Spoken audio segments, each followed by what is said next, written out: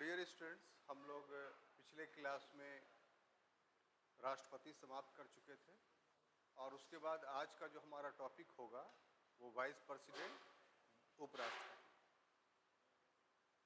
जहाँ तक उपराष्ट्रपति का प्रश्न है तो ये भी हमारे अध्ययन का विषय है और महत्व के दृष्टिकोण से परीक्षा में सभी टॉपिक महत्वपूर्ण होते हैं। इस संबंध में जो इंट्रोडक्शन में बातें बताई जा सकती हैं कि भारतीय संविधान में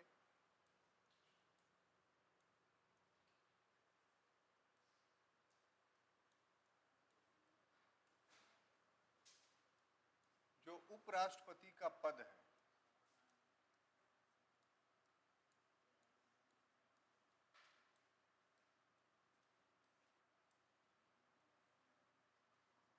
वो सहायक के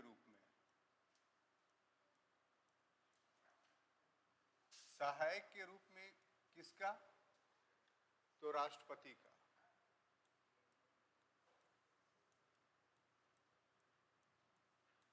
और राष्ट्रपति का सहायक के रूप में किस कॉन्टेक्स्ट में? बल्कि सहायक के जगह पर एक और एप्रोप्रिएट शब्द है, उसको हम लिखें तो ज़्यादा अच्छा है, स्थानापन्न।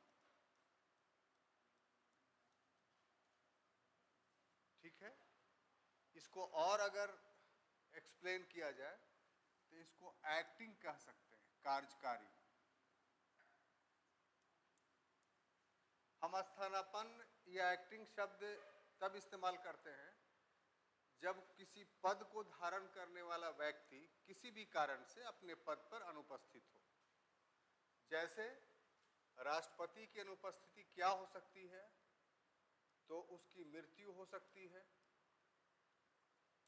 वो पद त्याग कर सकता है, खुद रेजिग्नेशंस दे सकता है, उस पर महाभियोग चल सकता है, या एक परिस्थिति ये भी है कि न्यायालय द्वारा उसका निर्वाचन जो है अवैध हो गया हो और इस ढंग से वो उसने पद के अयोग्य हो। या और भी परिस्थिति हो सकती है कि बीमार हो या विदेश यात्रा पर हो और ऐसी परिस्थिति में वो अपने कर्तव्यों का निर्वहन नहीं कर रहा हो। तो ये जितने सर्कमस्टांसेस हैं, इन सभी सर्कमस्टांसेस में उपराष्ट्रपति उसका स्थानापन्न होगा, यानी एक्टिंग होगा उस समय में, और इसकी यही भूमिका है। अगर इस उपराष्ट्रपति वाइस प्रेसिडेंट के पोस्ट को हम कंपैरिजंस करें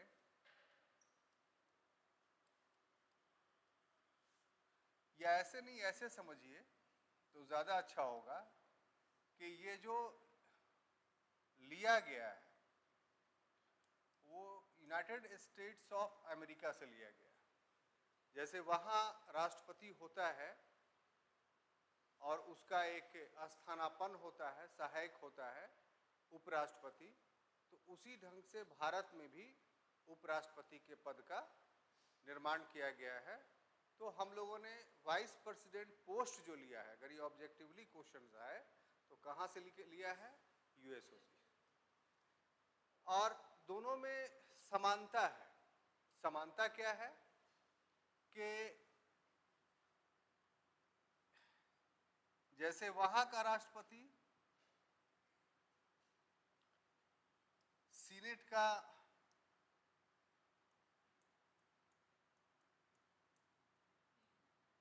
सभापति होता है, तो यहां का राष्ट्रपति क्या होगा? राज्यसभा का सभापति होगा।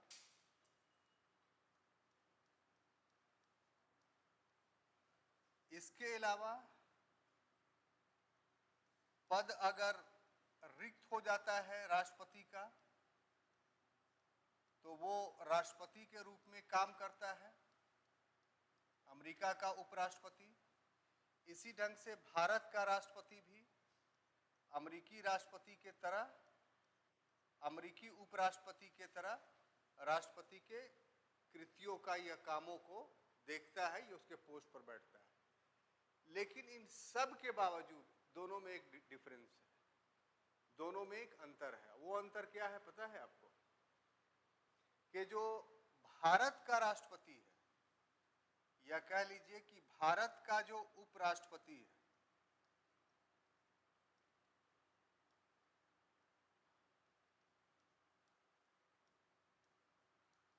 जो उपराष्ट्रपति है, यदि ये राष्ट्रपति बनता है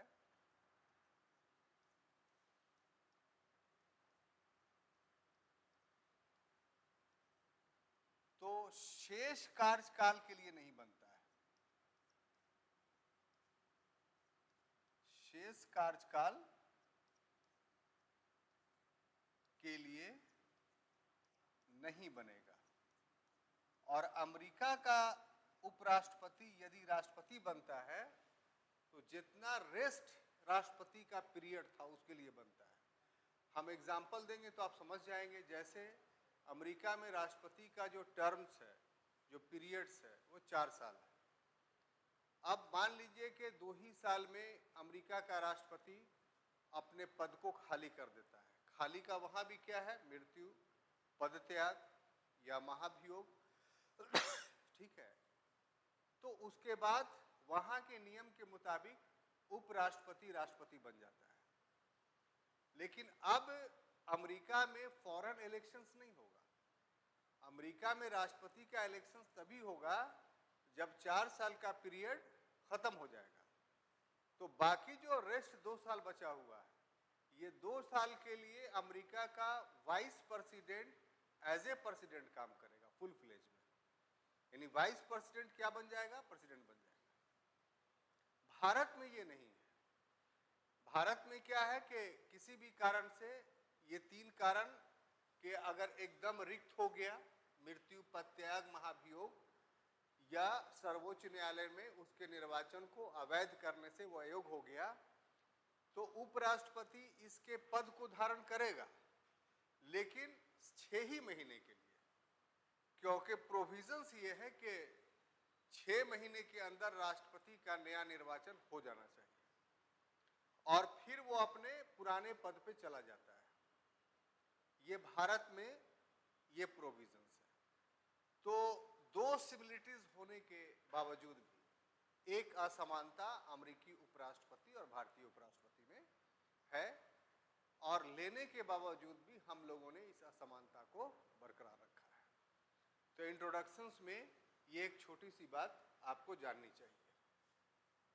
अब उसके बाद अगला जो प्रश्न है कि इसका निर्वाचन,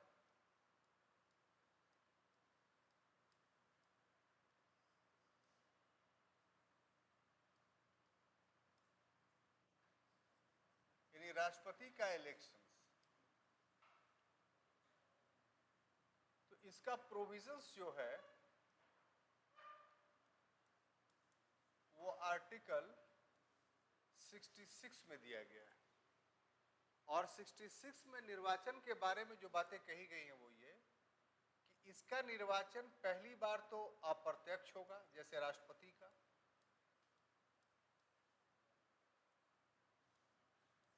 यानी इनडायरेक्ट होगा। और जब इनडायरेक्ट होगा तो इसमें भी राष्ट्रपति के तहत जो आनुपातिक प्रतिनिधित्व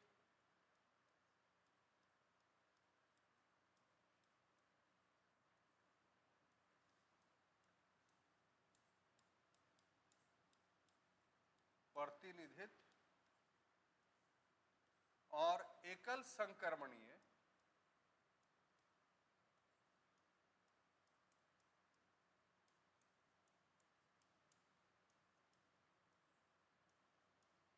मत पद्धति, और तीसरा के गुप्त मतदान। जो राष्ट्रपति में अपनाया गया था उसी को यहां भी अपनाया जाएगा, यानी प्रोपोर्शनल रिप्रेजेंटेशन।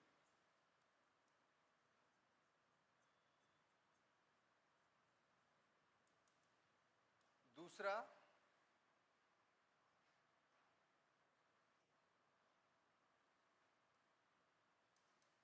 सिंगल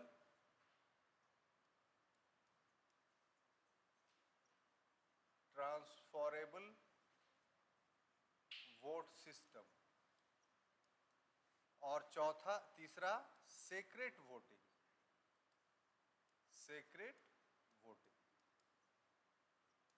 अब ये तीनों पद्धतियां कहां अपनाई जाएंगी? तो तीनों पद्धतियां अपनाई जाएंगी संसद के सदस्यों के मध्य।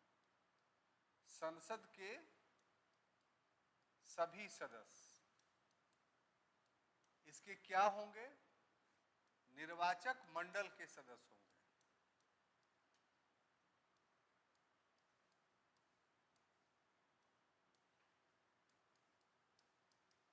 यानी इलेक्टोरल कॉलेज के मेंबर होंगे।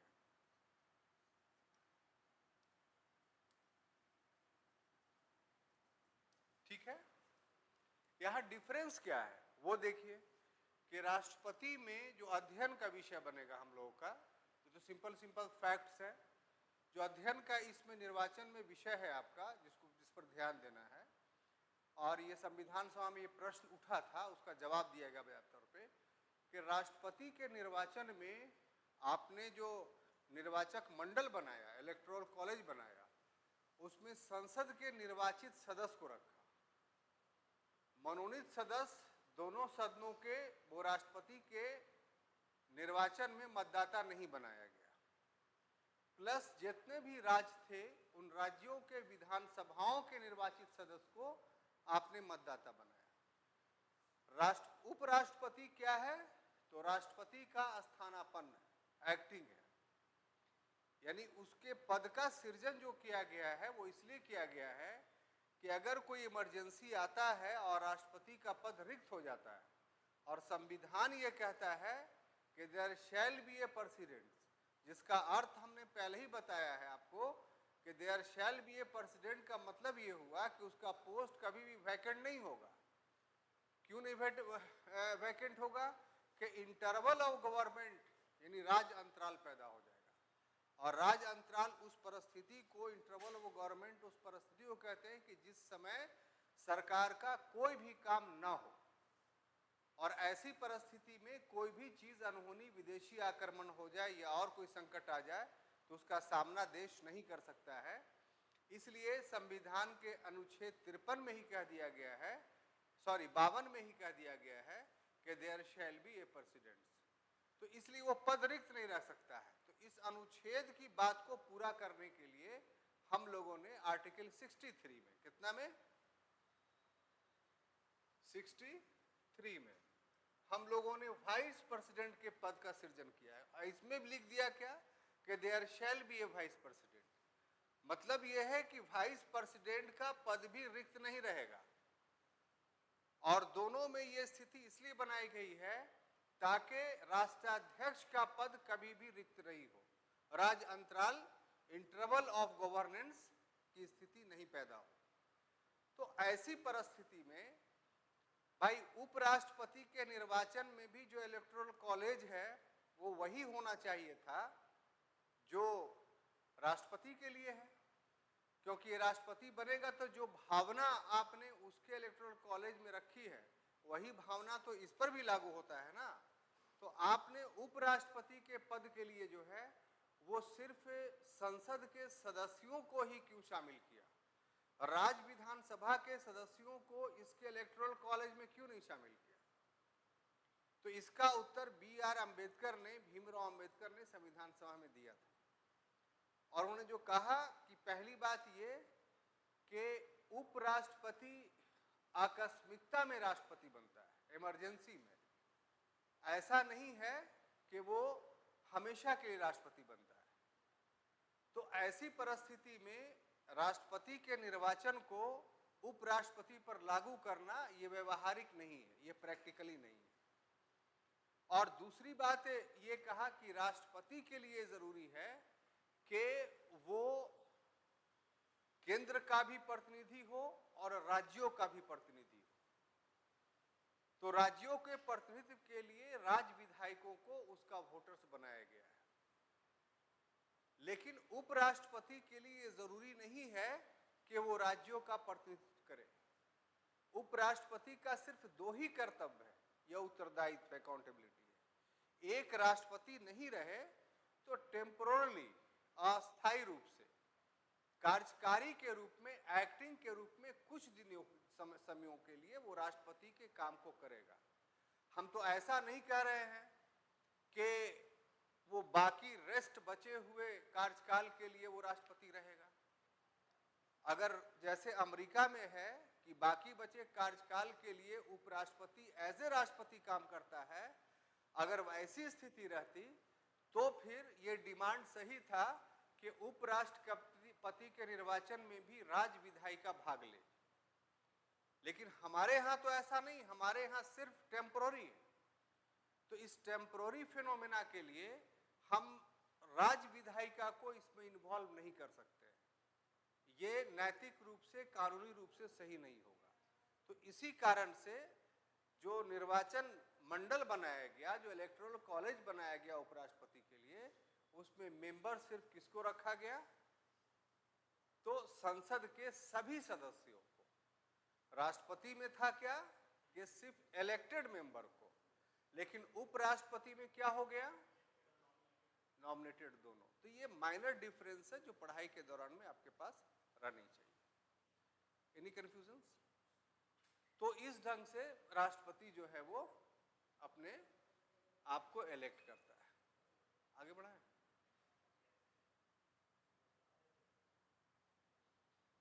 आप लोगों ने कितना, आप लोगों के पास कितने लोगों के पास इंस्टीट्यूट का बुक है? किसी के पास नहीं है? हैं? ना ना, पॉलिटी का बुक किसके पास है? ना ना, इंस्टीट्यूट से जो मिलता है कोई पढ़े हैं उसको? पढ़िए कभी। ठीक है, बढ़ाया आगे, हो गया।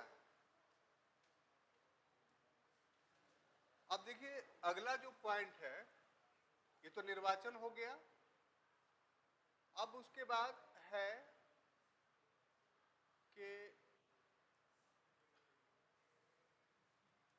कार्यकाल।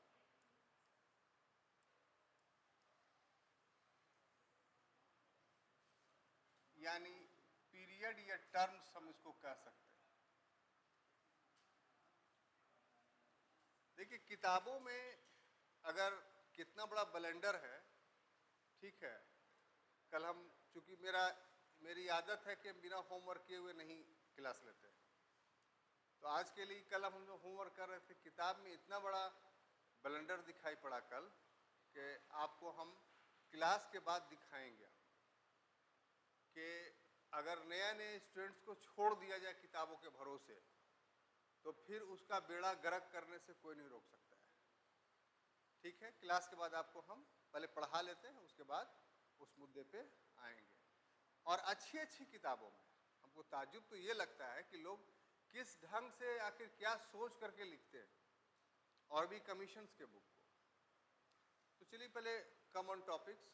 तो टर्म्स की जहां तक बात है, तो इसका टर्म्स का जो विवरण है वो आर्टिकल 67 में, ठीक है। और इसके बारे में कहा गया है कि इसका 5 वर्ष इसका पीरियड है, लेकिन इसके पहले भी, इसके पूर्व भी पद रिक्त हो सकता है, यानी पोस्ट वैकेंट हो सकता है। और वो कैसे कैसे हो सकता है? तो नंबर 1 ये कि उसकी मृत्यु हो जाए, नंबर 2 ये कि वो रेजिग्नेशंस कर दे। नंबर 3 ये कि उसका निर्वाचन अवैध हो जाए आर्टिकल 71 के तहत। और ये जो चौथा है वो काफी यहीं पर गलती हुआ था कि वो राज्यसभा के संकल्प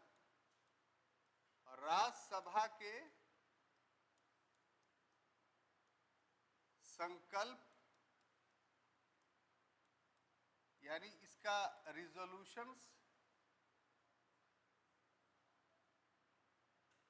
और लोकसभा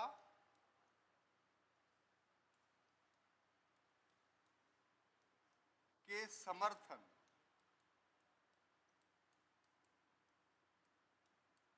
से हटाया जा सकता है।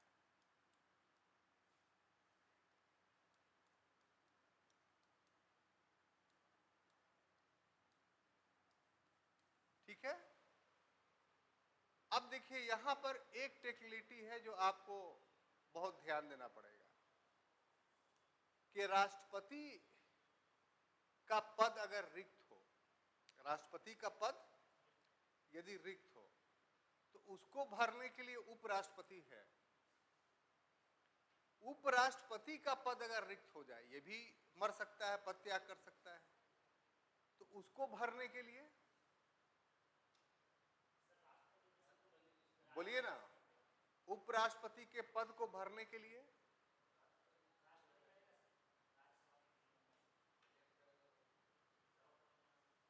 आप बहुत बोल सकते हैं, तो बोल सकते कि उपसभापति, ऐसे बोलिए। ठीक है। चूंकि ये राज्यसभा का जो उपराष्ट्रपति होता है वो अनुच्छेद 64 के तहत राज्यसभा का पदेन सभापति होता है। ठीक है, पहले इसको क्लियर कर ले, इस बात को ठीक है मान लिया जाए कि ये चारों परिस्थितियां में से कोई एक हो, ये चारों परिस्थितियां में से कोई एक हो, तो क्या हो जाएगा? उपराष्ट्रपति का पद रिक्त हो जाएगा, है ना साहब? अब यहां से मेरा आपका प्रश्न है कि अगर उपराष्ट्रपति का पद रिक्त हो गया तो इसका कंपैरिजन कीजिए आप राष्ट्रपति से, कि राष्ट्रपति का पद अगर वैकेंट होता है तो उसको फौरन भरने के लिए क्या है? उपराष्ट्रपति है। और अगर उपराष्ट्रपति इन कारणों से वैकेंट हो जाता है तो इसका पद धारण करने के लिए कौन है? फिर यहीं पर चुप रह जाता है। अभी बोला ना, बोलिए उपसभापति। तो फिर यहां पर टेक्निकलिटी है, हम उसको क्लियर करना चाहते थे कि संविधान का के अनुच्छेदों को एक हुआ कि सिंप्लीफाई वे में पढ़ लिया और एक हुआ कि उसको मिक्स करके पढ़े, तब समझ में आता है। तो पढ़ने के दो तरीके हैं, एक सरलीकृत रूप से सिंप्लीफाई तरीके से और एक विशेषीकृत रूप से स्पेसिफिक तरीके से। तो क्वेश्चंस आपको दोनों तरीके से आएंगे। तो जहां जहां पर ये गांठें हैं उसको खोलने की आवश्यकता है। तो हम चाहते हैं कि खोलने में आप भी अपना हाथ बढ़ाइए ताकि आपको खोलने का हुनर आ जाए। एक होता है कि गांठ को सिर्फ हम खोल के दिखा रहे हैं, आप देख रहे हैं, तो आप तमाशाबीन हैं, आप टेक्नीशियन नहीं बन रहे हैं। और एक हुआ कि मेरे साथ उन गांठों को खोल रहे हैं, तो आप भी गांठों को खोलने के लिए सीख जाइएगा। तो यहां पर वही आपके साथ कर रहे हैं कि अगर पद रिक्त हो गया तो यहां से देखिए क्या मामला बन रहा है कि यहां से दो चीजें निकल रही हैं। कितनी चीजें? दो चीजें। एक आपको पढ़ना है आर्टिकल 63 है, 64 सॉरी, आर्टिकल 64 में क्या कहा जाता है? ठीक है, कि उपराष्ट्रपति उपराष्ट्रपति क्या होएगा? राज्यसभा का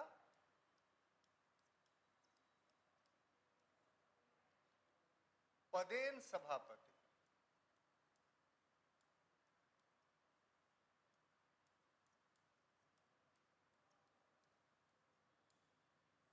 यानी एक्स ऑफिशियो चेयरपर्सन।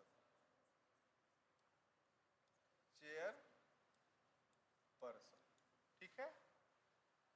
इस शब्द को समझने माने शब्द को पढ़ने में कोई दिक्कत नहीं हो रहा है? अब आपसे पूछते हैं कि इसका समझ आपके पास क्या है कि पदेन या एक्स ऑफिशियो शब्द हम बोलते हैं तो इसका अर्थ आप क्या लेते हैं?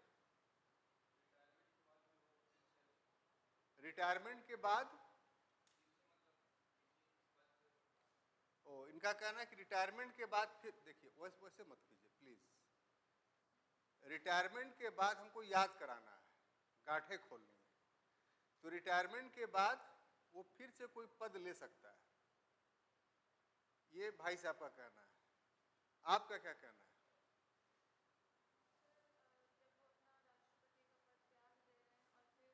उपराष्ट्रपति बोलिए।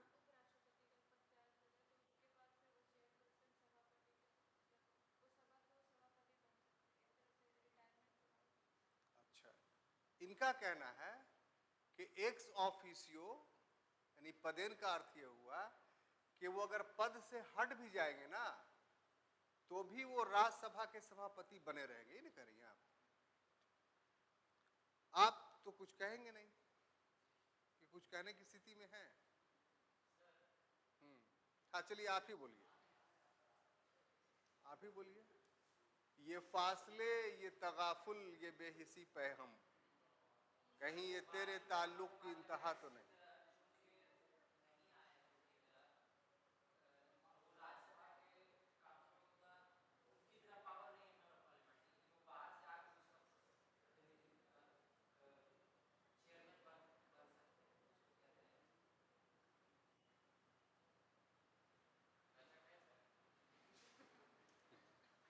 इनका कहना है सुनते जाइए, सिर्फ अपनी बात को सुनिए। इनका कहना है कि चूंकि बाहरी आदमी है, मेंबर ऑफ राज्यसभा नहीं है और राज्यसभा का सभापतित्व कर रहे हैं, इसीलिए उनको एक्स ऑफिशियो कहा जाता है। एक अंधे को हाथी दिया गया, 3 लोग थे, पूछा गया कि हाथी कैसा है? एक ने सूंड पकड़ के बोला बहुत लंबा हुआ है, एक ने पेठी पकड़ लिया बोला बड़ी मोटा हुआ है, एक ने दांत पकड़ लिया बोला बहुत पतला होता है। आपकी बात अगर ये भी रहती तो हम सह लेते,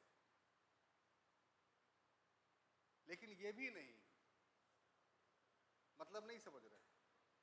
मतलब तीनों की बात सच्चाई के जरा भी निकट नहीं। अब आप सोचिए कि कितना हमको मेहनत करके आपको पढ़ाना है। अगर इस पर प्रेशर ये कि जल्दी क्लास खत्म कर दीजिए तो क्या असर होगा आपका, इसको इमेजिन कर लीजिए। अब देखिए भाई साहब आपके तीनों तर्कों को कैसे निराधार कर रहे हैं, हम नहीं बोलेंगे, बोलिए।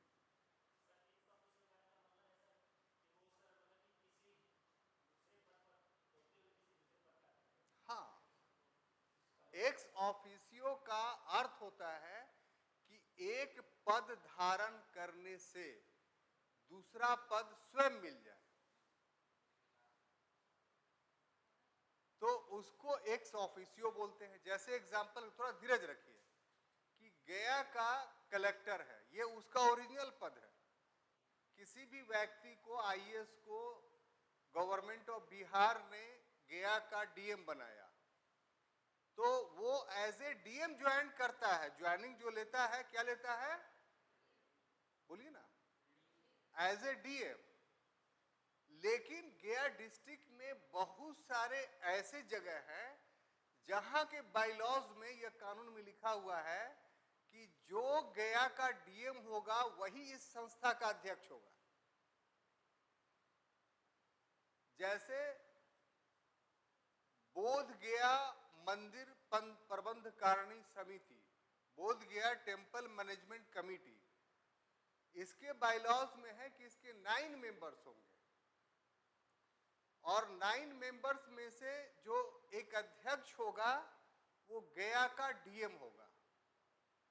तो गया का डीएम बोध गया टेम्पल मैनेजमेंट कमेटी का एक्स ऑफिशियो चेयरपर्सन हो गया, यानी उसकी अपॉइंटमेंट या नियुक्ति नहीं होती है, ये उसका इलेक्शंस या चुनाव नहीं होगा। जो भी डीएम आएगा वो वहां का अध्यक्ष बन जाएगा। कहां का? तो उसी तरीके से जो भी उपराष्ट्रपति बनेगा वो राज्यसभा का सभापति बन जाएगा। यानी राज्यसभा का सभापति का इलेक्शंस नहीं होएगा।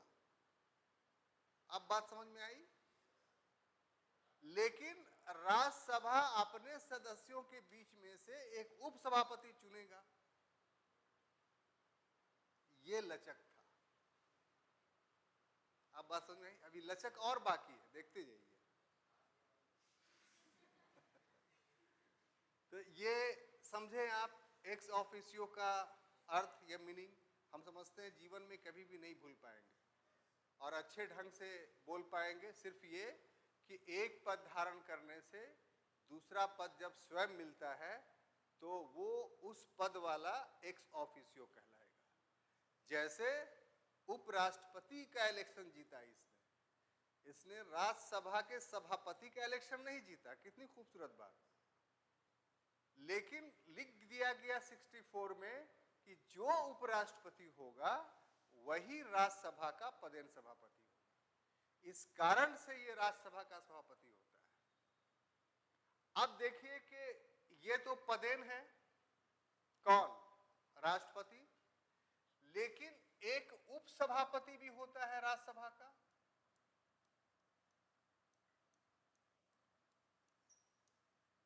ठीक है, ये उपसभापति का निर्वाचन कैसे होता है? तो इसका निर्वाचन राज्यसभा के सदस्यों द्वारा होता है। राज्यसभा के सदस्यों द्वारा, है ना? अब देखिए यहां पर क्या हम जो समझाना चाह रहे हैं, बहुत शांति से समझिएगा इसको, और अगर नहीं समझ में आएगा आपको तो हमको बोलिएगा, हम दूसरे तरीके से समझाएंगे। लेकिन हमने कहा ना, किसी भी टॉपिक का एक सिंप्लीफाई स्टडी होता है, एक स्पेसिफाई स्टडी होता है। तो हम आपको दोनों करवा रहे हैं। तो यहाँ स्पेसिफाइड स्टडीज आपका शुरू हो गया है। अब देखिए हम कह क्या रहे थे कि इसका रिक्त हो जाता है उपराष्ट्रपति, यानी उपराष्ट्रपति का पद वैकेंट हो गया। तो उपराष्ट्रपति सभापति की भूमिका में भी काम कर रहा था,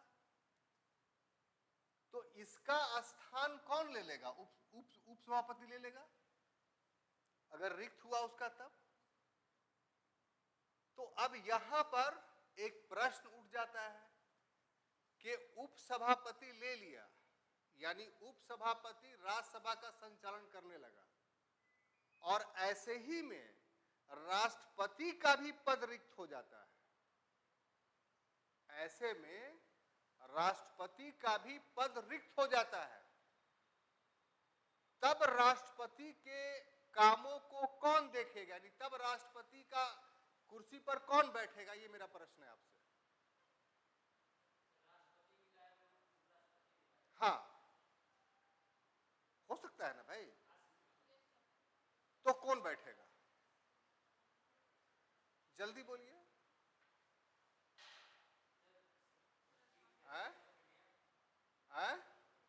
बोलिए, डरिए नहीं। देखिए गलत, हाँ बिल्कुल सही है, वही सुनना चाहते थे कि ऐसी परिस्थिति में अगर राष्ट्रपति प्लस उपराष्ट्रपति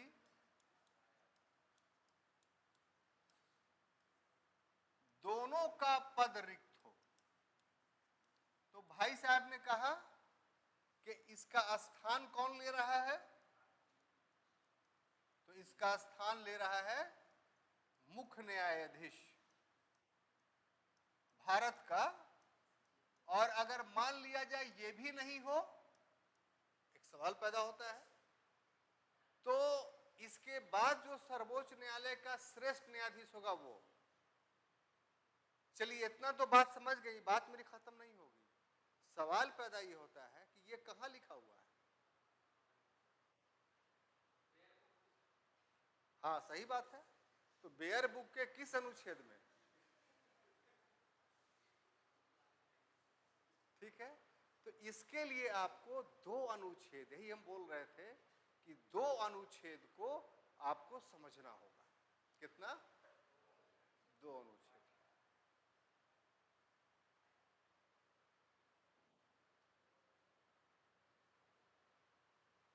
बेयर बुक है क्या? नहीं। एक है 65, ठीक है, एक अनुच्छेद है 65, और दूसरा जो अनुच्छेद है 71, 72, 73,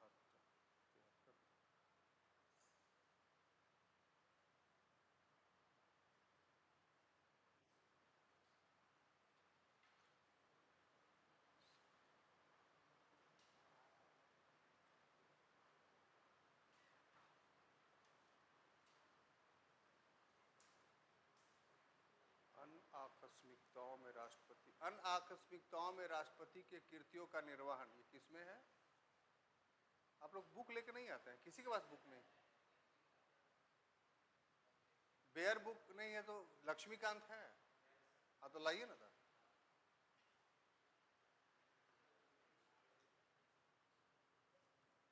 गलत क्यों पढ़ा दे, थोड़ा सा देख लेते हैं। मैटर द इलेक्शन प्रेसिडेंट ठीक है, वाइस प्रेसिडेंट ठीक है, पावर प्रेसिडेंट और ठीक है, 75 78 सेशन पर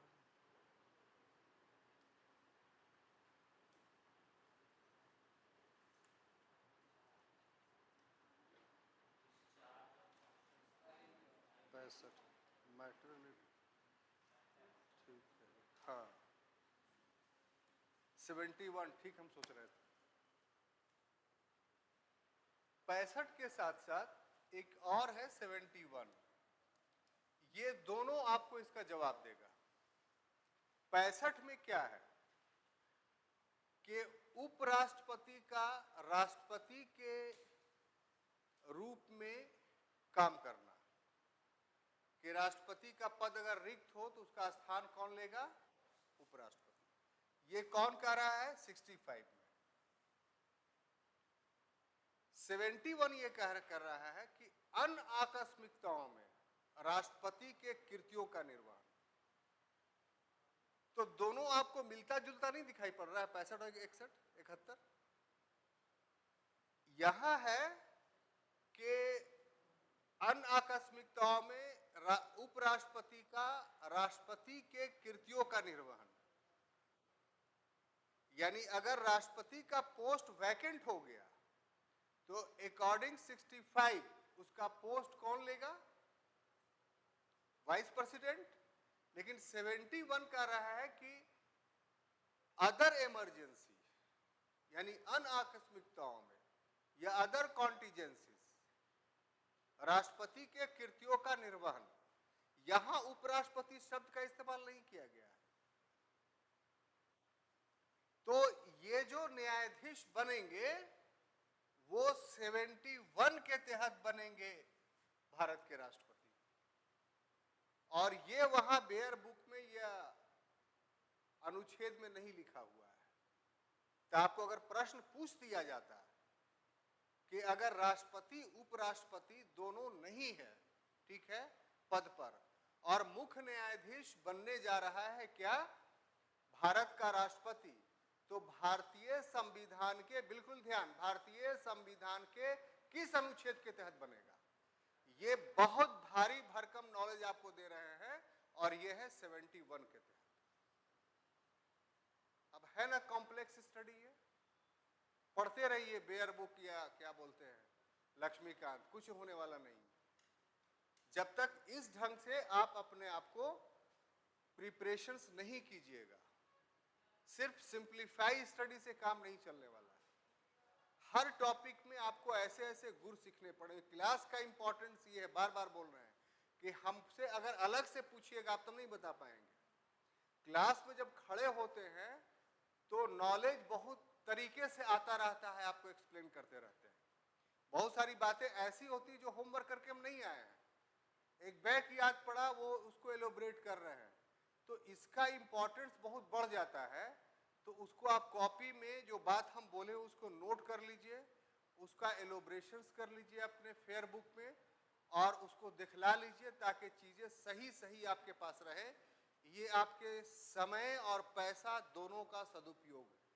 आप घर से जो चल करके आए हैं तो आपको ऐसा ना लगे कि मेरा समय बर्बाद हो गया, कि मेरा पैसा बर्बाद हो गया, बल्कि आप बहुत सशक्त हो करके यहाँ से जाएं कि हम गए तो आज बहुत फायदा हुआ, एक नई नई बात सीख कर करके आए। अब ये टॉपिक तो हो गया टर्म्स कार्यकाल। अब दूसरा हो गया, लिख लिए। अब उसके बाद अगला जो है वो है पद की शर्तें, या दूसरे शब्दों में कह लीजिए योग्यता, यानी क्वालिफिकेशन।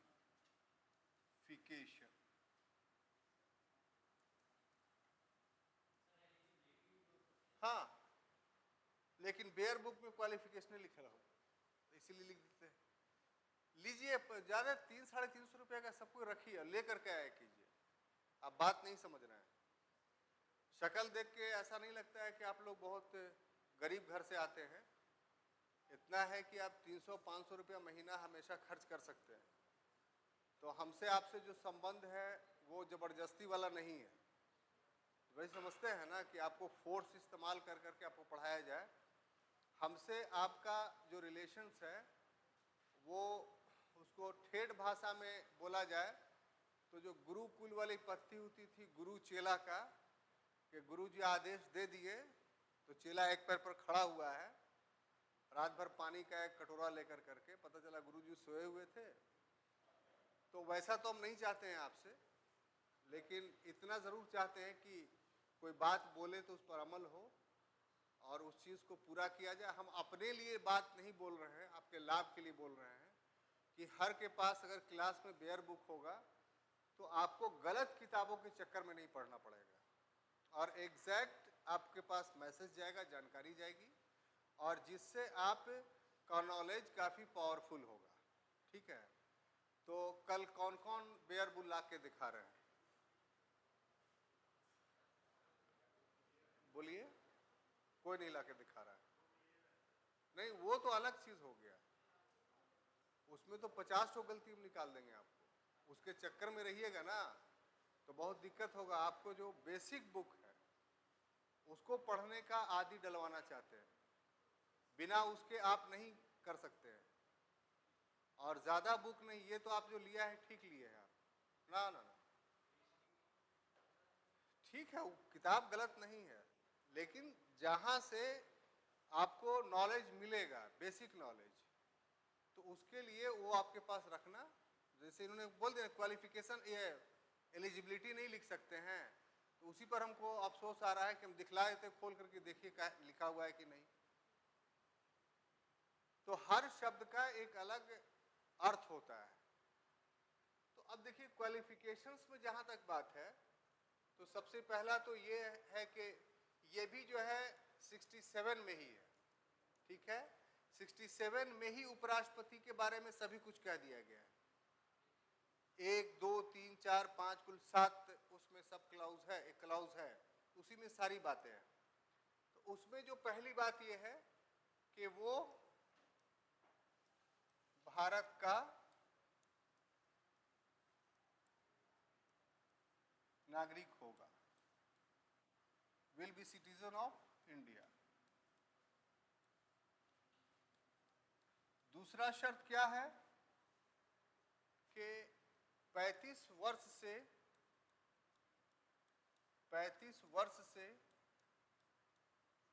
अधिक आयु का होगा।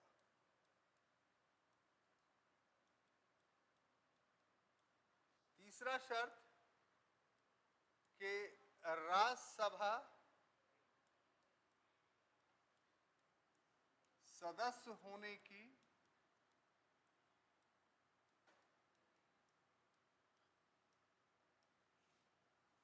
योग्यता रखता हो नहीं, ठीक है, योग्यता रखता हो।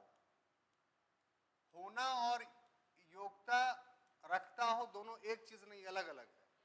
होना का मतलब मेंबर है वो, और योग्यता रखता हो कि मेंबर नहीं है, चाहे तो बन सकता है, दोनों में डिफरेंस है।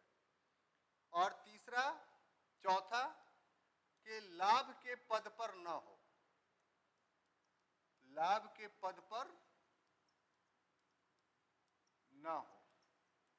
ये चार उसकी क्वालिफिकेशंस है। अब देखिए इस कंटेक्स्ट में एक लड़का इस इंस्टीट्यूट का है, तो वो दूसरे दिल्ली से क्वेश्चंस मंगाया था, तो हमें मेरी कहने पर उसने मंगाया कि अब कॉम्प्लेक्स क्वेश्चंस बनाना शुरू करो। तो पॉलिटी का लाया, तो पहला ही क्वेश्चन उपराष्ट्रपति से, बहुत सारे सीरीज उसके होते हैं, 4-5 सीरीज जो है वो पॉलिटी से ही है। तो फर्स्ट सीरीज का जो पहला क्वेश्चन था वो उपराष्ट्रपति से था, और हम उस क्वेश्चंस को आपसे शेयर करना चाहते हैं। जरा गौर से सुनिएगा। आप आज कहीं खोई खोई सी हैं नहीं ना, तो ध्यान दीजिए कि उपराष्ट्रपति से संबंधित निम्न में से कौन से कथन सत्य हैं। क्वेश्चन तो चला गया आपके दिमाग में कि उपराष्ट्रपति से संबंधित निम्नलिखित में से कौन से कथन सत्य है, ठीक है। ए में आइए आप। ए में ऑप्शन दिए हुए हैं कि देशीयकरण, न्यूट्रलाइजेशंस के द्वारा प्राप्त नागरिकता से बना नागरिक भी राष्ट्रपति बन सकता है, ठीक है। इसको एक्सप्लेन करें। सारा क्लास समझ रहा है बात को? ऑप्शन नंबर ए को, माने नागरिकता जन्मजात भी होती है, अधिग्रहण द्वारा भी होती है, देशीयकरण द्वारा भी होती है, और रजिस्ट्रीकरण भी द्वारा होती है। तो किसी ने देशीयकरण के माध्यम से नागरिकता ग्रहण की है, तो एक कह रहा है कि वो भी राष्ट्रपति का पद, नागरिक तो हो गया भारत का। तो जो राष्ट्रपति के लिए क्वालिफिकेशंस है कि वो भारत का नागरिक हो, ऐसे इसमें हमने लिखा। तो यहां पर भारत का नागरिक वो ऑप्शन नहीं दे रहा है, वो दे रहा है कि जो भारत का देशीयकरण के द्वारा नागरिक बना है वो भी राष्ट्रपति का चुनाव लड़ सकता है, ठीक है। कोई कंफ्यूजन नहीं ना है, बोलिए ना। और बी में ऑप्शन है कि वो 35 वर्ष से अधिक आयु का हो, ठीक है। सी में है, सब रख रहे हैं ना अपने पास ऑप्शन को। सी में है कि वो राज्यसभा और लोकसभा दोनों का सदस्य होने की योग्यता रखता हो। और डी में है कि उपरोक्त तीनों विकल्प सही हैं। अब आप इन चारों ऑप्शंस में सही ऑप्शन चुन करके हमें बताइए।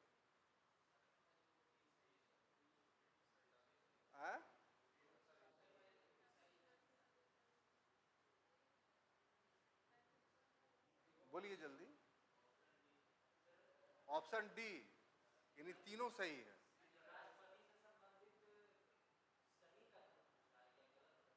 सही कथन, है? हाँ, और तो पढ़ा है आपको, राष्ट्रपति के लिए लोकसभा है और राज्यसभा, तो इसलिए डी भी गलत है। अब आ जाइए कि ए और बी में क्या मामला है? ए गलत है। कहां पढ़े हैं? अरे नागरिक होगा तो नागरिक तो हो गया, वो नागरिक तो हो गया ना भाई, तो देशीयकरण वाला नहीं बन सकता है राष्ट्रपति।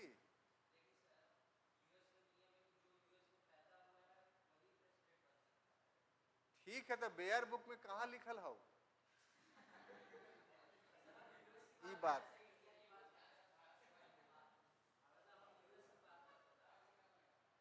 तो इस कॉन्टेक्स्ट में जो देशीयकरण के द्वारा नागरिकता दी जाती है उसमें लिख दिया जाता है कि आप इन सभी पदों पर निर्वाचित नहीं हो सकते हैं, इस शर्त पे आपको नागरिकता दी जा रही है। इसीलिए पहला ऑप्शन गलत है, और सिर्फ कौन सही है? तो बी।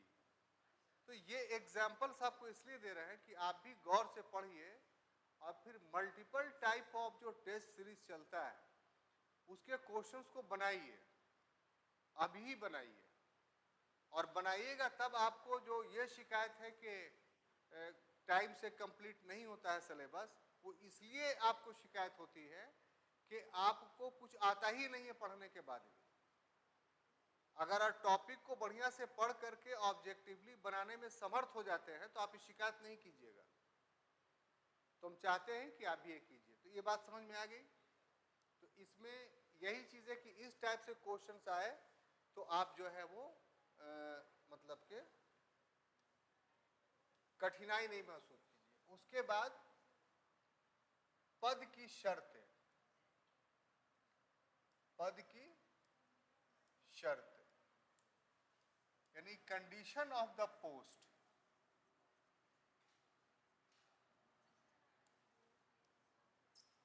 देखिए एक बात, किताबों में जो लिख दी जाती है कि उपराष्ट्रपति का वेतन, ये गलत है। बेयर बुक में वेतन शब्द का कहीं नहीं लिखा हुआ है, वेतन से रिलेटेड कोई आर्टिकल नहीं। तो वेतन से रिलेटेड जो आर्टिकल होता है वो कंडीशन होता है, शर्त होता है कि आप अगर इस पद को धारण करते हैं तो आप पर कौन कौन सी शर्तें लागू हो जाएंगी। तो पहला जो आम तौर पर होता क्या है कि किसी सदन का सदस्य नहीं हो। किसी सदन का, हम शॉर्ट में लिख दे रहे हैं, किसी सदन का सदस्य ना हो। एक बात और बहुत टेक्निकल बता रहे हैं, अगर योग्यता और शर्त में एक डिफरेंस ये है कि योग्यता में जो बात लागू है तो वो उस काम को करने से पहले आपको पूरा करना पड़ेगा, और शर्त का मतलब ये हुआ कि जब पद धारण कीजिएगा तब उसको पूरा करना होगा। कितनी खूबसूरत बात। तो अगर हम ये बोलते हैं कि किसी सदन का सदस्य नहीं हो तो इसका अर्थ जान रहे हैं क्या होगा? इसका अर्थ ये हुआ कोई अगर एमपी एमएलए है और अगर राष्ट्रपति का चुनाव लड़ना चाहता है तो लड़ ले। एमपी एमएलए से त्यागपत्र नहीं देना पड़ेगा, लेकिन जब राष्ट्रपति चुन लिया जाएगा तब वो उससे पद से हटना पड़ेगा। ये योग्यता और शर्त में डिफरेंस है। यानी शर्त लागू होता है कब? पद पर बैठने के बाद। योग्यता लागू होता है कब? पद पर बैठने से पहले। ये खूबसूरत बात नहीं है? तो एमपी एमएलए नहीं हूं। दूसरा, पागल या दिवालिया नहीं। पागल तो समझते ही है, और दिवालिया तो बैंकरप्ट का मीनिंग क्या हुआ?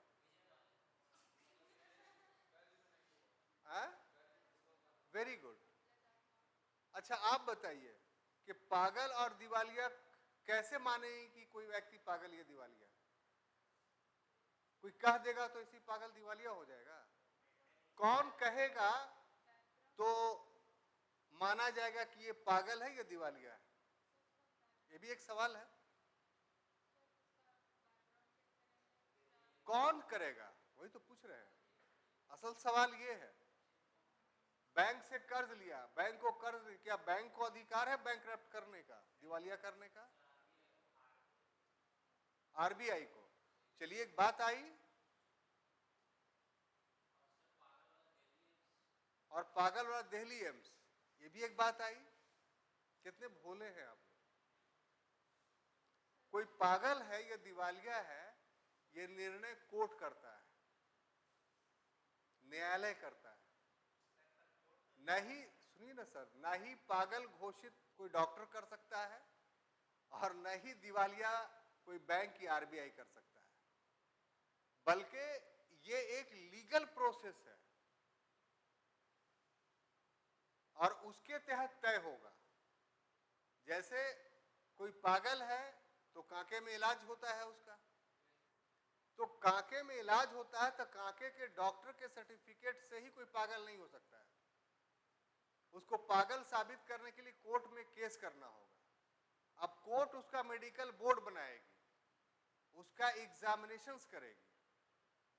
तो पागल सिर्फ शारीरिक रूप से कोई है उसी को पागल नहीं बोलते हैं, बल्कि पागल होने के और भी आधार हैं, और वो आधार कोई डॉक्टर नहीं तय कर सकता है, वो आधार दूसरा तय करेगा। तो इस सारे आधारों की जांच करने की शक्ति न्यायालय को, और न्यायालय उनके सभी पक्षों को बुला करके उसकी जांच करवाता है।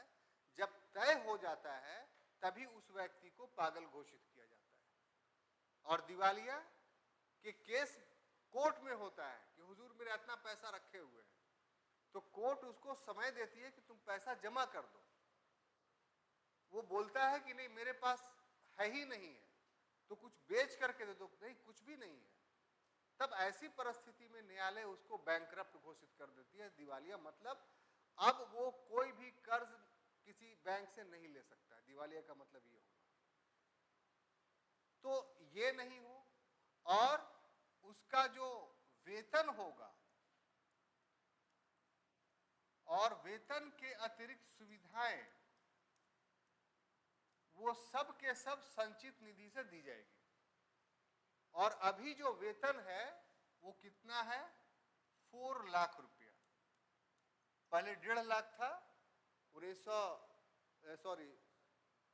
2017 में जो है ये 1.5 लाख को बढ़ा करके कितना कर दिया गया है? 4 लाख। राष्ट्रपति का कितना है? 5.08 लाख। ठीक, क्लियर। इसके अलावा इसको पेंशन भी दिया जाता है, और पेंशन में भी वही नियम लागू है जो राष्ट्रपति में है, कि सिर्फ पेंशन नहीं बल्कि रहने के लिए घर और अन्य जितनी सुविधाएं हैं वो सब के सब उसको प्रदान की जाती है। अब आ जाइए लास्ट में, कि इसमें यही मुख्य पढ़ने का था जो मैंने बताया। अब कार्य और अधिकार जैसे राष्ट्रपति में पढ़े थे वैसे इसमें नहीं पढ़ेंगे। इसके कार्य और अधिकार सिर्फ 2 हैं। एक क्या? तो राज्यसभा का सभापतित्व करना, और दूसरा क्या? कि राष्ट्रपति के रूप में उसकी अनुपस्थिति में या उसके पद रिक्त होने पर उसकी जगह पर काम करना। तो जब वो राष्ट्रपति के रूप में काम करता है तो पूरा पूरा उसका जो राष्ट्रपति वाला कार्य है वो उसमें जुड़ जाएगा। जब सभापति के रूप में काम करता है तो जो सभापति के संचालन का जितने अधिकार हैं, जो लोकसभा अध्यक्ष का है वही राज्यसभा के सभापति का होगा। तो ये एक छोटा सा टॉपिक था। हम समझते हैं कि पूरी बातें बहुत ईमानदारी से आपको पढ़ाई गई। अगले क्लास में मिलेंगे तो हम लोग मंत्रिपरिषद पढ़ेंगे। तब तक के लिए अनुमति दीजिए। धन्यवाद।